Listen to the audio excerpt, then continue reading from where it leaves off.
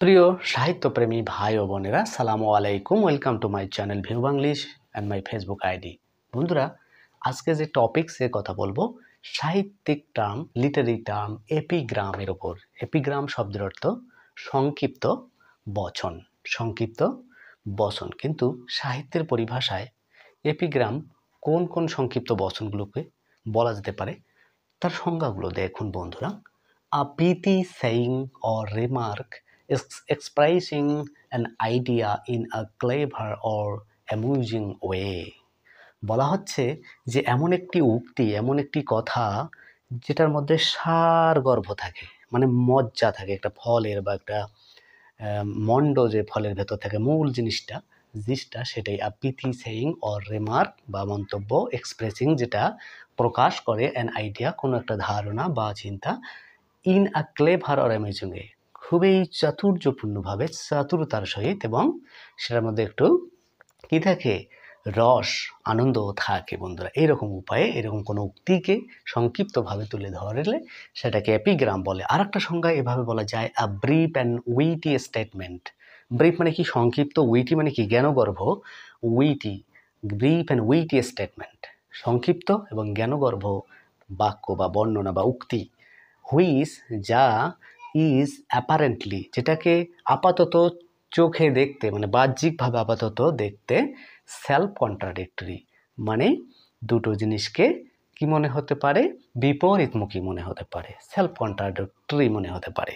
যেমন আমরা PB Shelley মানে পার্সি বিসি শেলির টু আ স্কাইলার্ক কবিতা থেকে এই লাইনটি কোট করতে পারি, আওয়ার সুইটেস্ট সংস। দেখুন, আওয়ার সুইটেস্ট মানে কি, সবচেয়ে মিষ্টি গানগুলো, আর দোজ মানে ওই সব গানগুলো আমাদের সবচেয়ে মিষ্টি, দ্যাট টেল আস যেগুলো আমাদেরকে বর্ণনা করে, বলে, স্যাডেস্ট থট সবচেয়ে দুঃখময় চিন্তাগুলো সম্পর্কে যে গানগুলো বলে সেগুলোই আমাদের সবচেয়ে মিষ্টি গান।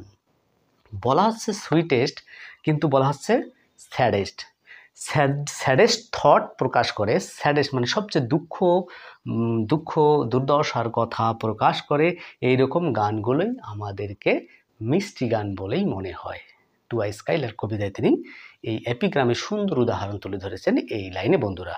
কিভাবে এপিগ্রাম হলো দেখুন, খুবই সংক্ষিপ্ত কথা, কিন্তু অপোজিট একটা ধারণা রয়েছে যে সুইটেস্ট সং, সবচেয়ে সুরেলা, সবচেয়ে মিষ্টির মেলোডিয়াস গান, যেগুলো আমাদের দুঃখের কথা বর্ণনা করে। আসলে দুঃখের কথা কিভাবে সুইটেস্ট সং হতে পারে? আমরা যদি আপাতত বাহ্যিক দৃষ্টিতে এটা দেখি বিপরীতমুখী মনে হচ্ছে, কিন্তু আমরা যদি গভীর লেভেলে গিয়ে একটু চিন্তা করি বন্ধুরা, তাহলে দেখা যাচ্ছে যে দুঃখের বিষয়গুলো আমাদের হৃদয়কে বেশি ছুঁয়ে যায়, আমাদের হৃদয়কে বেশি আলোড়িত করে, কম্পিত করে, তাই না, ভাইব্রেটিং করে, অর্থাৎ বেশি বেশি ধাঁধিয়ে দেয় আমাদেরকে। সেজন্যই কবি এই ইম্পর্টেন্সটাকে নক করেছেন এই টেকনিকটা ব্যবহার করে, এপিগ্রাম ব্যবহার করে। তাহলে এপিগ্রাম আমরাও বাস্তব জীবনে ব্যবহার করতে পারি।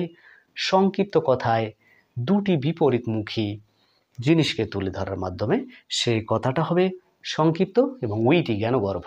দুটো কোয়ালিটি থাকতে হবে, সংক্ষিপ্ত, জ্ঞানগর্ভ, আর কথাটা শুনেও বেশ অ্যামিউজিং মনে হবে, মজার মনে হবে।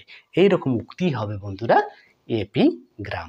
তো আমরা সেটা কবিতার লাইনে বিশেষ করে বেশি সময় পেয়ে থাকি, বিভিন্ন নাটকেও পাওয়া যেতে পারে, উপন্যাসেও পাওয়া যেতে পারে, অর্থাৎ সাহিত্যকর্মের যে কোনো শাখায় যদি আমরা এরকমের উইটি এবং ব্রিফ পিথি সেইং পাই, স্টেটমেন্ট পাই, সেই ধরনের উদ্ধৃতি বা স্টেটমেন্টগুলোকে আমরা এপিগ্রাম হিসাবে চিহ্নিত করতে পারি। এ হলো বন্ধুরা এপিগ্রামের সংজ্ঞা ও উদাহরণ। আশা করি ভিডিওটি থেকে আপনাদের অনেক অনেক ভালো লাগবে, এবং যারা সাহিত্যপ্রেমিক ভাই বোনেরা রয়েছেন তারা এপিগ্রাম সম্পর্কে একটা ধারণা পেয়েছেন। আমার এই ভিডিওটি দেখার জন্য সবাইকে ধন্যবাদ জানাচ্ছি।